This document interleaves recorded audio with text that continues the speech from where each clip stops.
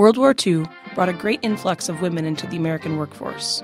During the war, women occupied 1/3 of all civil service positions. Mothers, daughters, grandmothers, and wives readily filled the empty positions that their men had to leave behind. They worked countless hours as radio operators, secretaries, air traffic controllers, and factory workers to support our American troops fighting overseas. Under the National War Labor Board, these women were guaranteed equal pay for the duration of the war. The end of the war, though, brought an end to competitive wages and caused many women to lose their jobs. See you tomorrow, Rosie. Actually, you won't. I just got laid off. Now that the war's over, there isn't much need for a majority of us. Bill's coming home, so he'll need someone to cook dinner for him. I feel you, Rosie. They just cut my pay in half, but what can we do? We're just women. Legislation to correct the wide inequalities in compensation was first introduced in 1946 by Senators Morse and Pepper. Good morning, Senators. Welcome to the Senate Industries Committee. I would like to thank you for coming today to discuss this most pressing issue of pay equity. Senator Pepper and I have worked diligently to bring this vital piece of legislation to Congress, the Equal Pay Act. Today, in the United States, we find ourselves in a unique situation. We have just fought a long, bloody, and successful war overseas, and I support our troops, but now we must pay our labor markets back together. During this tragic wartime, Americans' factories have lost thousands of young men to the war effort, and these jobs were taken up patriotically by American women. So now, it is time to act, to show these brave women that we appreciate their work and their sacrifice. We, as respected Senate Industries Committee, must report this bill favorably and push it through the 79th Congress to enact this important Equal Pay Act of 1946. In committee, the measure received support from organized labor, women's organizations, religious groups, state labor officials, and others. No one appeared in opposition. The committee reported the bill favorably on June 21, 1946. Two senators, Republicans Robert Taft and Joseph Bell, would not sign on to a unanimous consent agreement. Pay. Equal pay! Equal pay! Equal pay! Equal pay! Equal pay! Stop! Where do you think you're going with that bill?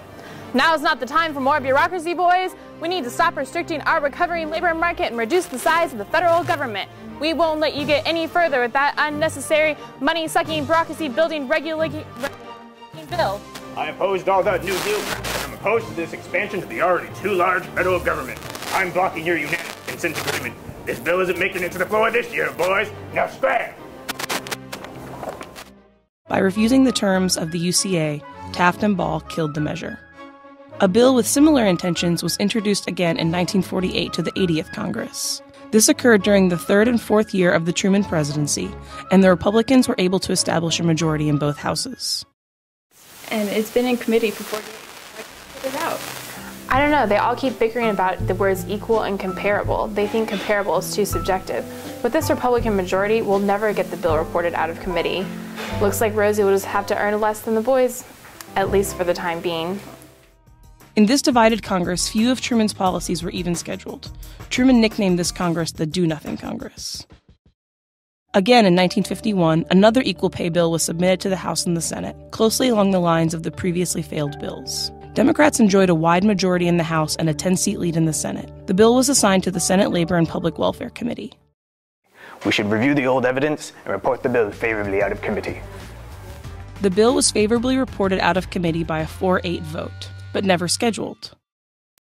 Meanwhile, in the House, two bills with the same intent, House Resolution 1584 and House Resolution 2438, were introduced to the House by two of the only 10 women serving as representatives. One comprehensive bill was created and then assigned to the Education and Labor Committee.